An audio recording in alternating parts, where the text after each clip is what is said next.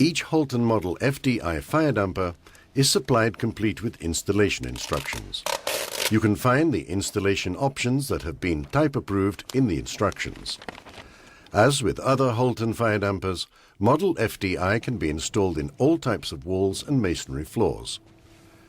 When installing the fire damper in a lightweight wall, the installation opening must match the duct size as closely as possible. Install a steel frame or wooden support at the edge of the opening. Fill the corners with non-flammable mineral wool that has a nominal weight of 40 kilograms per cubic meter. The Halton Model FDI is the lightest EIS 60 fire damper on the market and is easy to install. In thick structures, it is good practice to make a duct joint prior to the installation. Attach the damper flange to the wall frame. After installing, test the functionality of the product before carrying out the fireproof sealing. Fireproof sealing can be carried out efficiently with GBG, Hilti or Wurt fire stop sealants. Mix the sealant according to the manufacturer's instructions.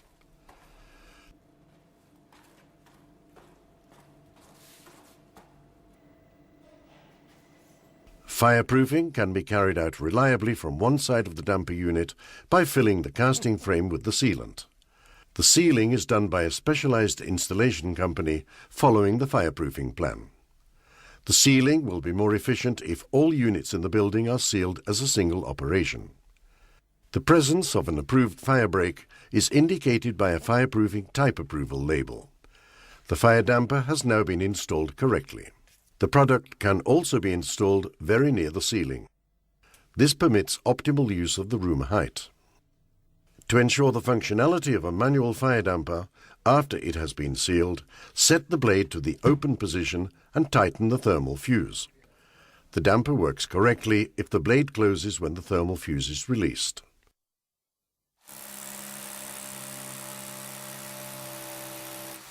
When installing the product in a masonry wall, first use the damper to mark the location of the cross holes. Drill the holes and insert the wedge anchors or inserts.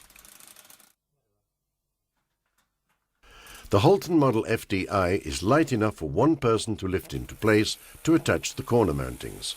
Next, drill the remaining holes and install the necessary inserts or wedge anchors. Use 8 mm wedge anchors or inserts for the installation. After installing and before sealing, protect the damper's actuator with a plastic sheet. Use a rigid fireproofing sealant for ceiling or floor slab installations. A properly planned fire break is confirmed with the fireproofing type approval label. The fire damper has now been installed correctly. In the case of the motorized model, the correct mechanical functioning of the blade should be tested before installing the fuse. The testing is done with no voltage applied by using the hex key supplied with the motor. Open the fire damper blade with the hex key and release pressure on the key. The blade should then close. The thermal fuse can then be installed. Drill a 10 mm diameter hole for the thermal fuse.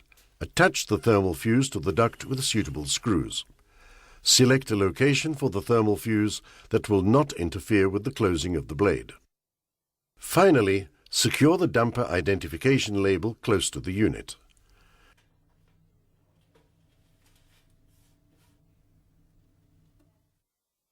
The dampers can also be easily installed as a module.